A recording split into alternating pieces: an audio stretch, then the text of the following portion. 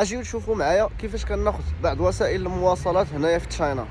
نبداو بالبايسيكل اللي كتلقاهم في اي بلاصه، فقط كتسكاني هذا الكيو ار كود صافي وكتاخذ البايسيكل ديالك وكتمشي به لاي بلاصه بغيتي. ثاني حاجه كنمشيو فيها بزاف هنايا في الصين المترو، غادي نوريكم كيفاش كناخذوا مترو هنايا في الصين. بالنسبه للمترو يمكن لك تسكاني من التليفون ديالك وتختار يا اما تخلص بعلي باي ولا ويشات، ولكن انا كنفضل ناخذ التيكي. غادي نوريكم كيفاش غناخذ التيكي ديالي.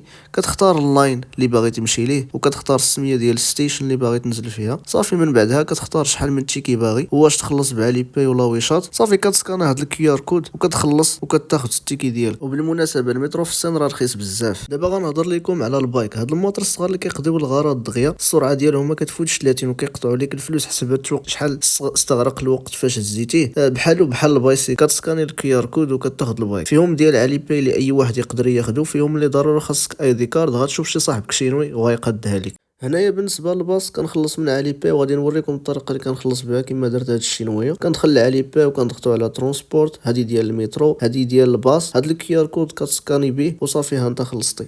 بالنسبه لديدي حتى هو غتدخل غير من علي باي وغدير البلاصه اللي نتايا فيها، وغادي يطلع لك باللي راه جاي واحد يجيب صافي، وغتسناه حتى يوقف حداك. هذا ما كان اصدقائي في الريل ديال اليوم، نتمنى انه يعجبكم. ما تنساوش خليو لي واحد لايك وخليو لي في التعليقات شنو هما الريلات ولا الفيديوهات اللي تبغيو انكم تشوفوهم في الفيديوهات الجايه ان شاء الله.